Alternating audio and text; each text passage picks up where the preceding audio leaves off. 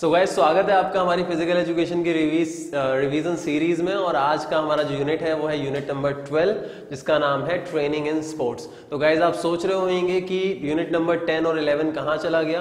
तो वो यूनिट भी आपका आएगा और मैं आपको बता दूं, because of busy schedule I was not able to complete that, so I apologise for that. तो गाइज मैं यही कहूँगा, मैंने बोला था कि आज हमारी पूरा का पूरा सिलेबस कंप्लीट हो जाएगा 25 तारीख को, बट मैं नहीं कर पाया and I am very unhappy because of it. लेकिन आई एम श्योर कि कल आपको जो बाकी की दो वीडियोस हैं यूनिट नंबर 10 की और 11 की वो मिल जाएंगी, ठीक है। और यूनिट नंबर 10 के अंदर गाइज जो टॉपिक है वो फिजिक्स से रिलेटेड है, तो कहीं ना कहीं जो साइंस के स्टूडेंट्स हैं उनके लिए तो बहुत इजी है, और वो अगर खुद भी करने की कोशिश करें तो वो उसको कर सकते हैं, मेरा मानना ये है। रही बात कॉमर्स की और आर्ट्स की, तो उनको थोड़ा पढ़ने की उसको ज़रूरत पड़ेगी। और वैसे वो वाला जो यूनिट है वो मैं नहीं बनाने वाला हूँ। They will be someone who will be teaching science because I am not very good in that. So please watch that और समझने की कोशिश करो यार। जरूरी नहीं होता कि हर एक जगह पे आपको बेस्ट ही मिले। अगर आपको नॉबल भी मिल रहा है तो उसको बेस्ट बनाने की कोशिश आपको करनी है, मोटिवेट करके उस पर्सन को, ठीक है। सो गाइज, हमारा जो आज का यूनिट है वो है ट्रेनिंग इन स्पोर्ट्स, और ट्रेनिंग इन स्पोर्ट्स के अंदर हम कुछ टॉपिक्स पढ़ने वाले हैं। तो वो टॉपिक्स क्या क्या हैं वो मैं आपको बताने वाला हूं, ठीक है। सो गाइज, सबसे पहली चीज है स्ट्रेंथ। तो स्ट्रेंथ क्या होता है आपको पता होना चाहिए। स्ट्रेंथ का मतलब क्या होता है, ठीक है। सबको पता है स्ट्रेंथ का मतलब क्या होता है। Ability to overcome any resistance, मतलब किसी भी रेजिस्टेंस को ओवरकम करने का, फेस करने का जो हमारा एबिलिटी होता है, जो हमारी योग्यता होती है, जो हमारी प्रबलता होती है, उसको हम स्ट्रेंथ कहते हैं। अगर हम स्ट्रेंथ को कैटेगरी में डिवाइड करें तो गाइज इसमें सबसे पहला है आपका मैक्सिमम स्ट्रेंथ। तो मैक्सिमम स्ट्रेंथ का मतलब क्या होता है कि आप हाई इंटेंसिटी के साथ एक्सरसाइज कर रहे हो और मिनिमम रेप्स के साथ कर रहे हो। ज्यादातर अगर मैं जिमिंग की बात करूं तो वहां पे जब हम गेनिंग कर रहे होते हैं तो उस टाइम पे हमारा जो ट्रेनर है वो हमें बोलता है कि तुम्हें ज्यादा से ज्यादा जो वेट है उसको उठाने की कोशिश करनी है, चाहे आप रैप्स बेशक कम लगा दो। और जब हम लीनिंग कर रहे होते हैं तो वहां पे बोला जाता है कि आप कम वेट लगाओ लेकिन रैप्स ज्यादा मारो, ठीक है।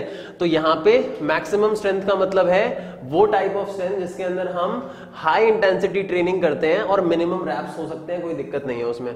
एक्सप्लोसिव स्ट्रेंथ का मतलब क्या होता है guys, capability to overcome resistance low intensity with maximum reps, मतलब इसका उल्टा हो गया, ठीक है। इसके अंदर क्या होता है, लो इंटेंसिटी पे ट्रेनिंग करते हैं हम और रैप्स जो होते हैं वो मैक्सिमम होते हैं, और इसमें हमारी जो स्ट्रेंथ होती है उसको हम एक्सप्लोसिव स्ट्रेंथ कहते हैं, ठीक है। नेक्स्ट है गाइस स्ट्रेंथ इंड्योरेंस। तो स्ट्रेंथ इंड्योरेंस का मतलब होता है किसी भी चीज को टॉलरेट करना, सहना या रेजिस्ट करना, ठीक है, लंबे ड्यूरेशन के लिए। तो स्ट्रेंथ इंड्योरेंस का मतलब how much time we can maintain our strength in fatigue, ठीक है। इसका मतलब कि टायर्डनेस के वक्त, मतलब थकान के वक्त हम कितनी देर तक अपने स्ट्रेंथ को मेंटेन रख सकते हैं, दैट इज स्ट्रेंथ इंड्योरेंस। तो हम किस तरीके से इन चीजों को इंप्रूव कर सकते हैं वो मेथड्स हमारे पूछे जा सकते हैं। तो मेथड्स में गाइस सबसे पहला है आइसोमेट्रिक। आइसोमेट्रिक मेथड क्या होता है, the work is not visible but it increases strength. मतलब जो वर्क होता है हमारा, जो फिजिकल एक्टिविटी होता है वो कहीं ना कहीं विजिबल नहीं होता, लेकिन फिर भी हमारा जो स्ट्रेंथ है वो इंक्रीज होता है। For example pushing the wall, जब आप वॉल को पुश करते हो तो वॉल तो भाई पुश नहीं हो जाएगी, लेकिन स्टिल फोर्स तो लग रहा होता है। तो अगर फोर्स लगेगा तो वहां पे स्ट्रेंथ जो है वो जरूर इंक्रीज होगी, डेवलप होगी, ठीक है। दूसरा है गाइस आइसोटोनिक। आइसोमेट्रिक के बाद आइसोटोनिक में क्या होता है, constant tension on the muscles during exercise. जब कॉन्स्टेंटली टेंशन मतलब जो स्ट्रेस है कहीं ना कहीं जब लगता है हमारी मसल्स पे, तो उस टाइम पे उससे हमारी जो स्ट्रेंथ है वो बढ़ती है। तो that is what we call isotonic method. तीसरा है गाइस आइसोकाइनेटिक एक्सरसाइज। तो आइसोकाइनेटिक एक्सरसाइज या आइसोकाइनेटिक मेथड जो है वो क्या होता है, when the force is applied to a particular angle of joints and it decreases to. मतलब जो फोर्स है वो पर्टिकुलरली किसी एक जॉइंट पे ही अप्लाई किया जा रहा है। तो जब उस पर्टिकुलर जॉइंट पे अप्लाई किया जा रहा है तो उस जॉइंट की मूवमेंट हो रही है, तो वहां पे वो डिक्रीज भी होगा। कैसे, फॉर एग्जांपल आप कोई भी डंबल उठाते हो, ठीक है, तो डंबल से जब आप अपने डंबल को उठाओगे, पुश करो, ऊपर की तरफ लेके आओगे, तो वहां पे एक पर्टिकुलर जो जॉइंट है वहां पे आपका जो फोर्स है वो लग रहा है, और जब वो नीचे जाएगा तो वो फोर्स जो होगा वो डिक्रीज भी हो जाएगा।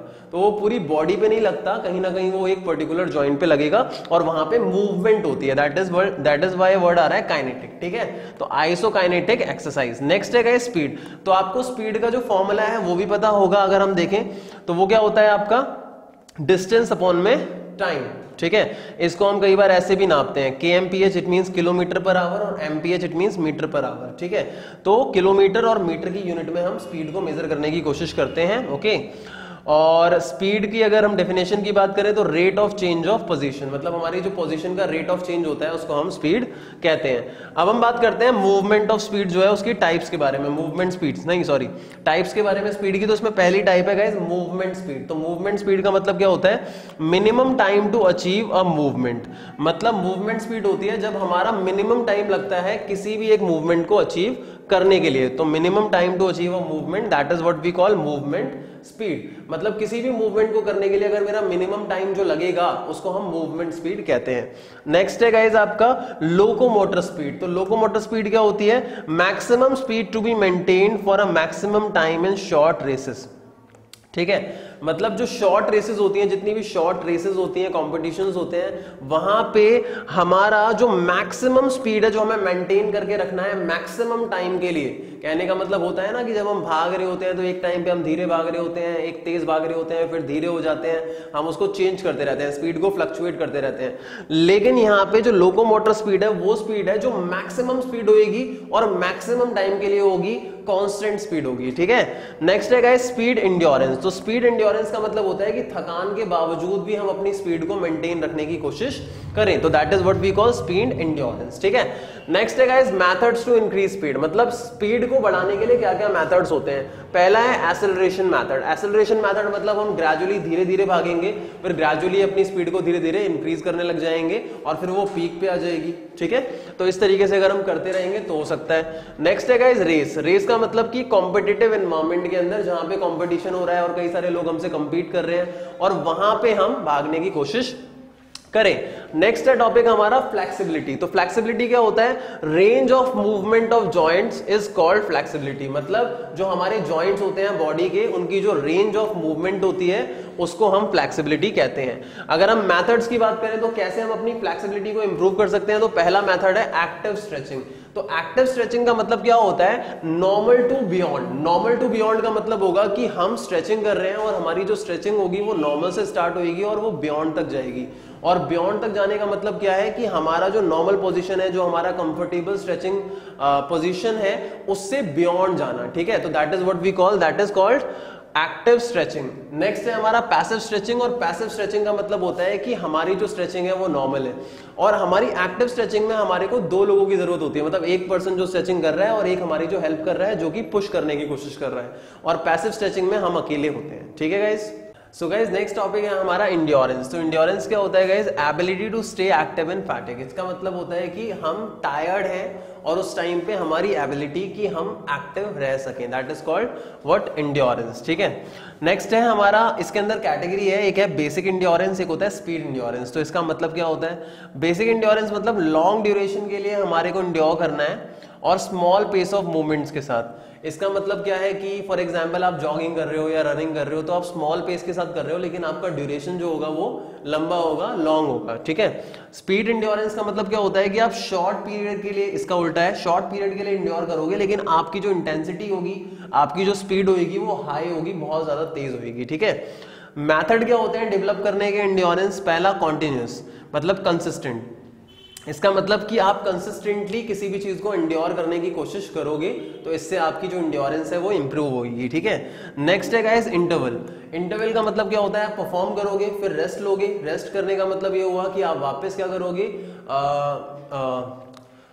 आप कहीं ना कहीं वापस जो है वो स्टेबल होने की कोशिश करोगे। ओके, रिकवर करोगे अपनी मसल्स को और उसके बाद फिर से परफॉर्म करने की कोशिश करोगे। ठीक है, नेक्स्ट आता है गाइस आपका फार्टलेक मेथड। तो फार्टलेक मेथड जो है उसके अंदर ये दोनों की दोनों कैटेगरीज जो हैं वो इंक्लूड हो जाती हैं, कॉन्टिन्यूअस वाली और इंटरवल वाली।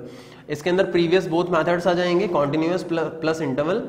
और इसमें वेरिंग पेस होगा, मतलब रुकना नहीं है लेकिन हाँ जो पेस होगा वो वेरी करेगा, कम होगा फिर ज्यादा होगा, फिर कम हो जाएगा, फिर ज्यादा हो जाएगा। तो ये चीज यहाँ पे होती है। तो इसकी स्टार्टिंग कैसे होती है, ये स्टेप्स आपको पता होना चाहिए, इंपॉर्टेंट है। फार्टलेक मेथड ये कई बार आ जाता है। पहला है warm up with a steady jog for approx 7 to 10 minutes. मतलब एक नॉर्मल पेस पे हमें जॉगिंग करनी है, 7 to 10 मिनट वार्म अप हो जाएगी हमारी मसल्स, हमारी बॉडी जो है।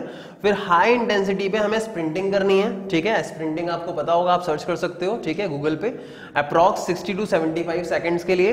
नेक्स्ट है लाइट जॉग, फिर से करना है हमें अप्रॉक्स 130 to 135 सेकंड्स के लिए। फोर्थ, फिर हमें कूल डाउन होना है स्टेडी जॉग के साथ 7 to 10 मिनट्स। और रन, हिल और स्टेयर्स, उसके बाद हिल या फिर स्टेयर्स किसी भी एक को हम कर सकते हैं। फिर वर्टिकल जंप लेनी है हमें क्राउच पोजीशन के अंदर, ठीक है, 15 to 20 minutes, okay. Next pushups करने हैं, सिटअप्स करने हैं और लंजेस करने हैं। तो ये हमारे स्टेप्स हैं, ये आपको जरूर पता होना चाहिए और हर एक वर्ड का मीनिंग पता होना चाहिए। पुशअप क्या है, लंजेस क्या है, सिटअप क्या है, ताकि आप आसानी से रिलेट कर सको और आपको अच्छे से याद रह सके।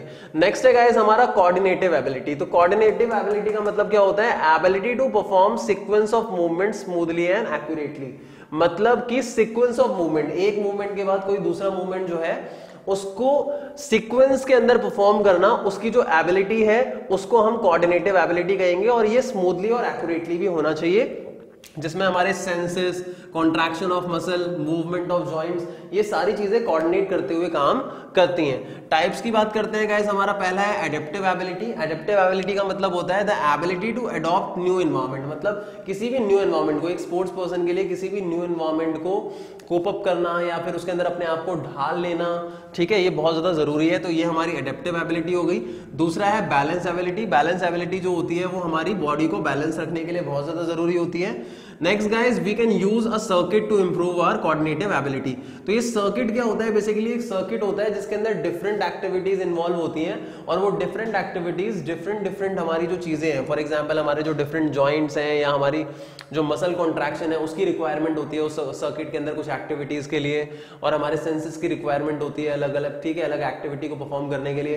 तो उस सर्किट में हर एक एक्टिविटी कहीं ना कहीं इन्वॉल्व होती है जिसमें हमारी कोऑर्डिनेटिव एबिलिटी जो होती है उसको जज किया जाता है। तो those activities include different kind of movement. So I hope guys आपको ये यूनिट अच्छी तरीके से समझ में आ गई होगी। ये हमारी लास्ट यूनिट है, that is what training in sports, unit number 12। और मैंने आपको बताया था नीचे डिस्क्रिप्शन बॉक्स में गाइज अवेलेबल है नोट्स, तो उनको डाउनलोड जरूर कर लो। और प्लेलिस्ट का भी ऑप्शन अवेलेबल है, सारी की सारी जो वीडियोस हैं उनको जरूर देख लो सीक्वेंस से। और मेरा मानना है अगर आप इसको सही से अच्छे से पूरा करने वाले हो तो आपके मार्क्स बहुत अच्छे आने वाले हैं आपके एग्जाम के अंदर, ठीक है।